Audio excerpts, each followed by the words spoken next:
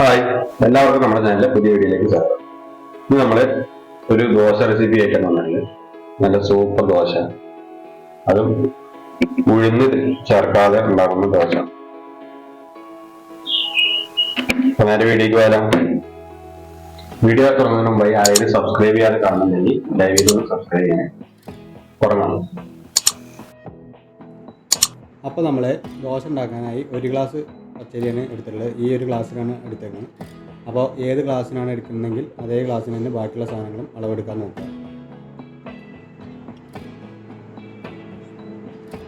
ഇനി ഇതിലേക്ക് ഈ അരി മൂടിക്കിടക്കുന്നതിന് ആവശ്യമായ വെള്ളം കൂടി ചേർത്ത് കൊടുക്കാം. എന്നിട്ടൊരു 4-5 മണിക്കൂർ അടച്ച് വയ്ക്കുക. അതിനുശേഷം ഇത് അരച്ചെടുക്കാം.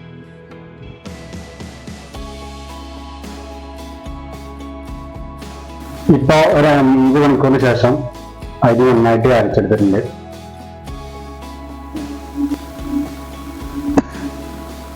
ഇനി മിക്സർ ജാറിലേക്ക് നമ്മൾ അരി എടുത്ത അതേ ഗ്ലാസ്സിന് ഒരു ഗ്ലാസ് തേങ്ങ ചിരവിയത് ചേർത്തെടുക്കാം. ഒരു ഗ്ലാസ് അരിക്ക് ഒരു ഗ്ലാസ് തേങ്ങ, ഒരു അര ഗ്ലാസ് ചോറ് കൂടി ചേർത്തെടുക്കാം. ഇനി ആവശ്യത്തിന് വെള്ളം കൂടി ഒഴിച്ചിട്ട് നന്നായിട്ടൊന്ന് അരച്ചെടുക്കാം.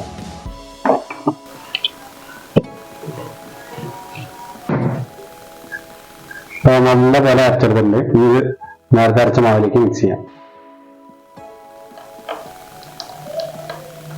ആവശ്യത്തിന് ഉപ്പുപൊടി ചേർത്തിട്ട് നന്നായി മിക്സ് ചെയ്തതിനു ശേഷം രാത്രി മുഴുവൻ ഫെർമെന്റേഷൻ ചെയ്തിട്ട് അടച്ചു വയ്ക്കാം. എന്നിട്ട് രാവിലെ ദോശ ഉണ്ടാക്കാം. ഇപ്പൊ മാവൊക്കെ നന്നായി പൊന്തി വന്നിട്ടുണ്ട്. ഇത് നന്നായി മിക്സ് ചെയ്ത ശേഷം ദോശ ഉണ്ടാക്കാം.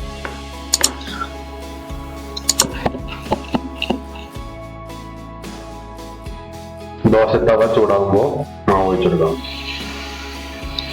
ഒരു ദോശ പരത്തുന്ന പോലെ നല്ല പരത്തുന്ന ആവശ്യമില്ല, ജസ്റ്റ് ഒന്ന് ഒഴിച്ചെടുക്കാം.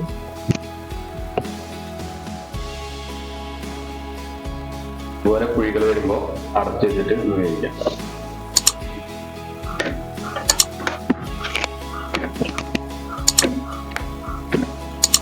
ഇപ്പൊ നമ്മുടെ ഉഴുന്നില്ലാത്ത ദോശ നന്നായിട്ട് വന്നിട്ടുണ്ട്.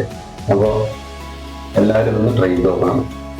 വീഡിയോ ഇഷ്ടപ്പെട്ട് കഴിഞ്ഞാൽ ഒന്ന് ലൈക്ക് ചെയ്യണം, കമന്റ് ചെയ്യണം, സബ്സ്ക്രൈബ് കൂടി ചെയ്തു കേട്ടോ. അപ്പോൾ ഒരു അടിപൊളി ഈസി റെസിപ്പി ആയിട്ട് അടുത്ത് വീഡിയോയിൽ വീണ്ടും കാണാം.